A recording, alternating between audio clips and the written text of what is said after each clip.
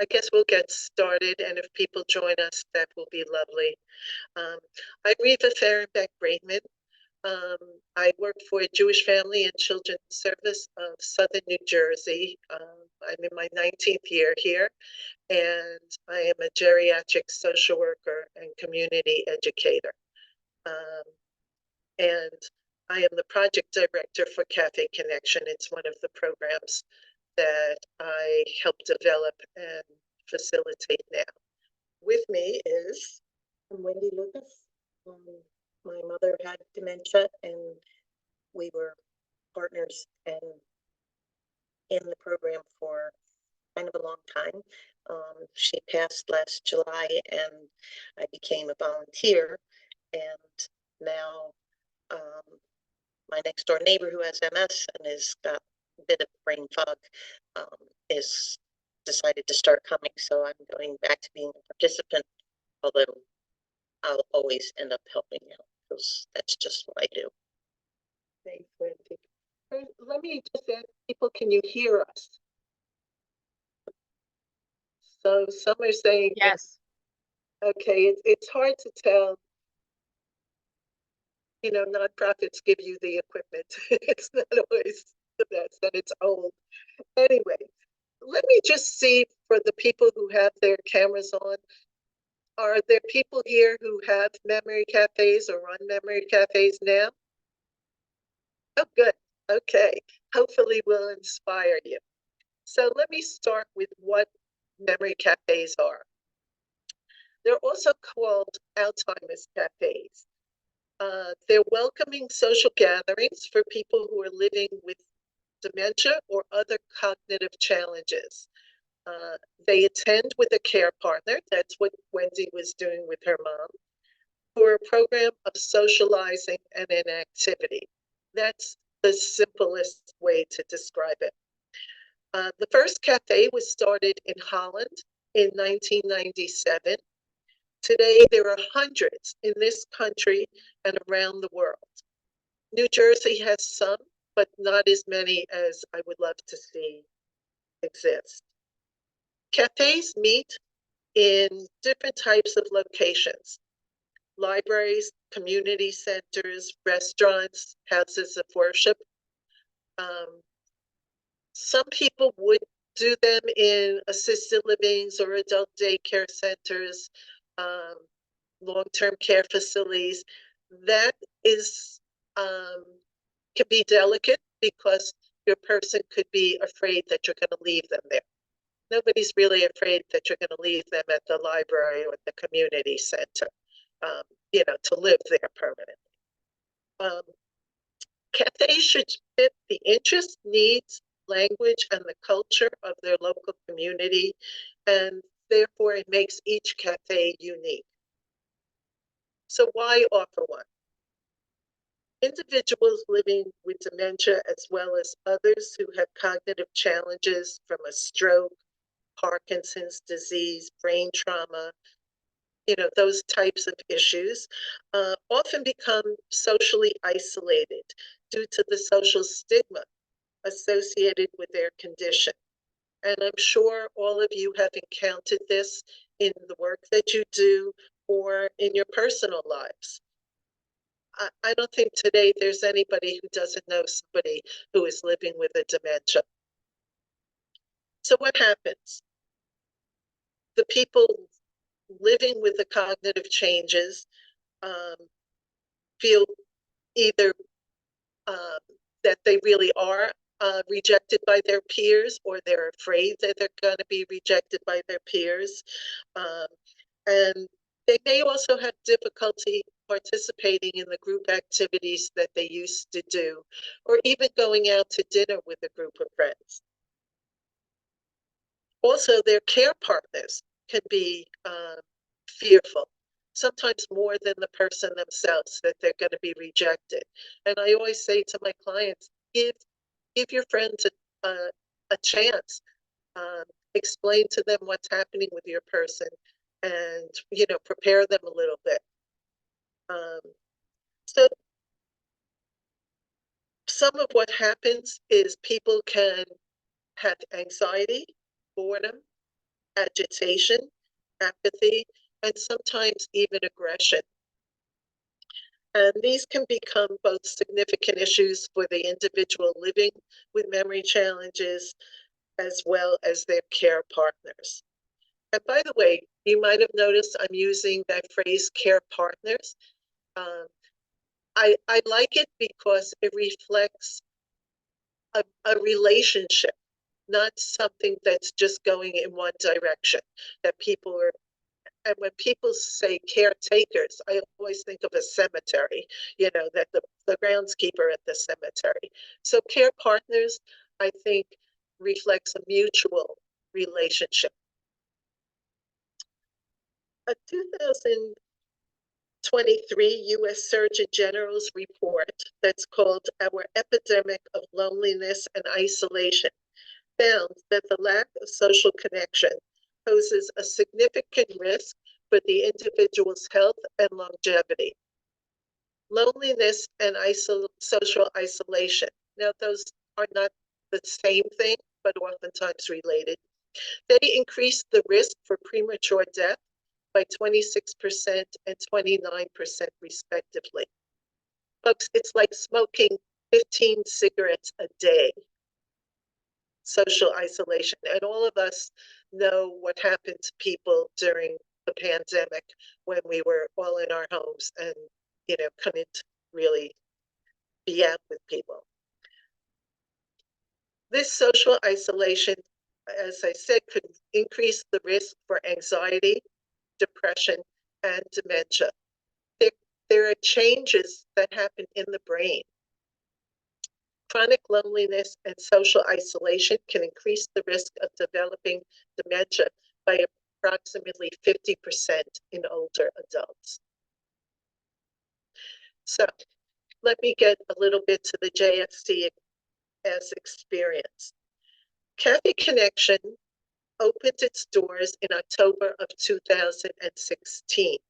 It was a joint project of Jewish Family and Children's Service, of the Katz Jewish Community Center, which is here in Cherry Hill, where we're located, and of Jewish Senior Housing and Healthcare Services, all sister agencies of the Jewish Federation of Southern New Jersey. We had an opportunity in June of 2016 to prepare a funding pitch in a community Shark Tank. You've watched Shark Tank on television? Well, our community got some funders together and we had to do a 2-minute pitch. We also involved a participant representative. We spent many hours researching and refining our plan, and our pitch resulted in a $10,000 award from the Jewish Community Foundation for our first year. They continue to provide some funding for additional 2 years, and for the past few years, our funding has come from Camden County. So this has enabled us to offer Café Connection free to everyone. They do not have to be a JCC member. They don't have to be Jewish. They don't even have to have a diagnosis. People self-select. Many, of course, will not know that they have a diagnosis or are resistant to it, in denial. The one requirement, and I'm really strict on this, is that the individual must come with a care partner. Our care partners are typically spouses, but as my colleague here, Wendy, has told you, she was bringing her mom and now bringing a friend, possibly other relatives, or even paid care providers. So now a little bit on the program structure. It's a monthly program. We hold it on the second Thursday morning of each month. That happened to be a brilliant selection of date because we have rarely hit a holiday, or I think we closed once for a snowstorm. And in fact, I remember the JCC where we hold the meetings wasn't wasn't going to open until 10, and I thought it, you know, people would have to dig at it, would be too much. And I happened to be at the building later, and Wendy was there with her mom. They'd gone swimming, and she was like, "Why did you cancel Café Connection? We got here." So dedicated participants. Anyway, the third Thursday of the month, if you're looking, or the second Thursday of the month, if you're looking for a date for your program, it's been brilliant for us. You, we hold it in an accessible room in the JCC, and it's a site that many people were familiar with coming to, or just it's a non-threatening thing because it's a community center. So you're going for a program, because the person with memory challenges can be resistant to going to something. We originally had 3 to 4 staff people each month for the program. Now it's just me, but we do have volunteers. So I do a brief training for volunteers, both on their role and also on giving them some background on dementia. I originally had 22 volunteers, and I asked them for a commitment of 3 times during the year. Some of my original volunteers are still with me, and we've added new volunteers as well.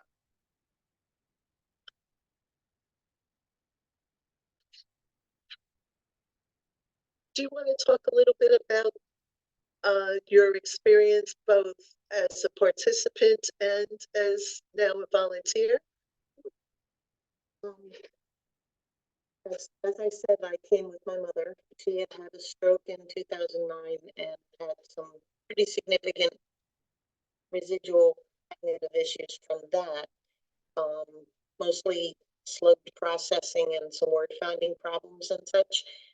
And she also had a rare form of blood cancer, which, because at times it made the blood very viscous, it made her not have as good oxygen exchange to her brain. So she ended up with what's referred to as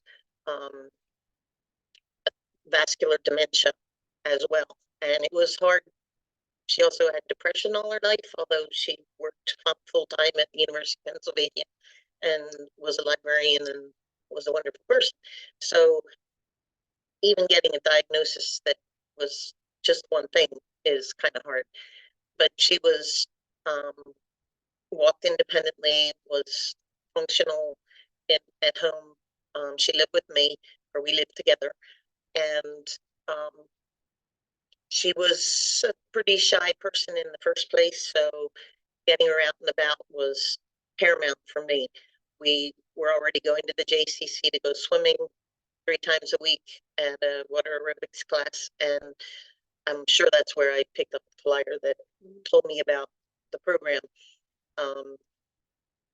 They had snacks when you walked in, which was a nice thing because mom won't ever have snacks in the house and so on and so forth, but she sure didn't mind indulging in them when they were there. And there was coffee and water and such.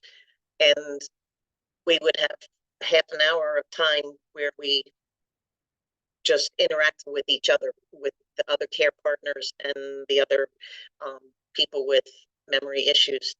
And then there would be a program itself, which I'm sure we was going to get into more. And despite being shy and having some communication difficulties, mom loved it. And it didn't matter if what we were doing was singing Oklahoma or whether we were making trivets or painting a seashore scene or hearing librarians talk about the good old days down the shore. It was not just stimulating for her, it was enjoyable, and it took her outside of our regular daily activities, and I really think she liked it a lot, and that's saying a bit for somebody like her. Yeah. So So Wendy's mom, Holly, was she was very quiet at the programs, but she did everything. And they rarely missed a meeting, which sort of says that they enjoyed it. So this is what happens when people come to the program. Myself and volunteers welcome people to the program. If it's cold weather, a volunteer will be assigned to take people's coats and hang them up. Volunteers will help people find a seat if they have trouble. They'll even go up and get the coffee and the sweet treats for them. And they act as hosts. That's their role, to welcome people and make them feel comfortable, to small talk with people. And they really get to know the participants.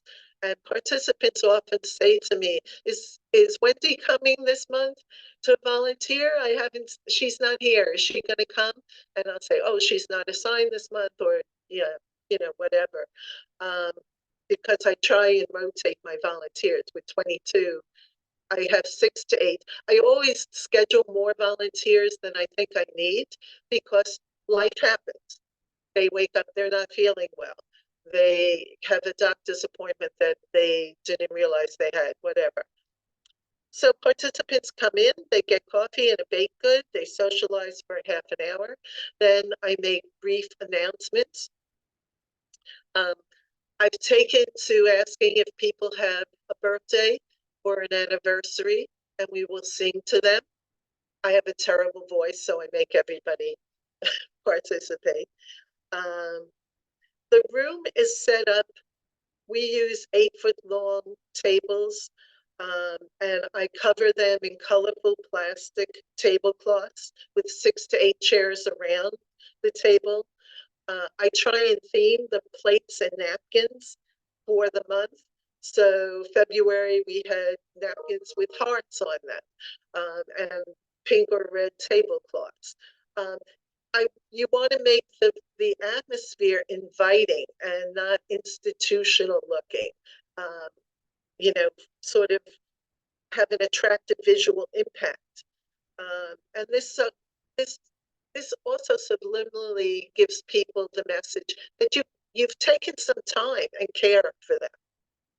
It also orients the people that are a little bit out of it and maybe don't know it's February and it's Valentine's Day, so it helps. Yeah, with orientation as well. Yeah. So one of my favorite programs last year was we decorated cookies for Valentine's Day, and Wendy really went to with icing. She really went to town with the cookies. But then we reminisced about people's marriages, and we sang Frank Sinatra's "Love and Marriage," and so it was. And people got to take the cookies home. So that's an example of a program. Okay. I think I'm supposed to stop talking and leave it for Q&A. Okay, so each month we have a guest artist who does an interactive program for 50 minutes. These programs are not merely entertainment, although they are entertaining. The idea is to involve participants. My tagline is leave the disease at the door and just come and have a good time together. We offer a variety of programs, including sing-alongs, craft projects, horticulture, movement, cookie decorating, therapy dogs, improv games, drumming, reminiscing with visual materials, film clips from Broadway shows, and singing along as well. We never talk about dementia there. There is a community resource table for each program with articles geared towards care partners and about dementia and caregiving. We originally had a donation box that didn't work in our community. We didn't miss a beat. During the pandemic, we transitioned our last Café Connection was March 12th, 2020. April, we were on Zoom already. doing a program. We even delivered art supplies, volunteers and staff during the pandemic to people's doorsteps. And the guest artist was on Zoom, and people did great projects. We originally had people, community organizations sponsor a program for $250, which covered for a month, which covered the food and guest artist. After the pandemic, JFCS absorbed that. But if you do get those kinds of donations, you don't have the people come and give their pitch because they'll take up most of your program. You can have their brochures there. One sponsor once had mugs that we gave out, but you don't want them to come and talk because they're going to talk about dementia too, and that's a no-no. And just to end up, we give a brief evaluation at the end of each program because quarterly I have to give a report to Camden County, our funding source now.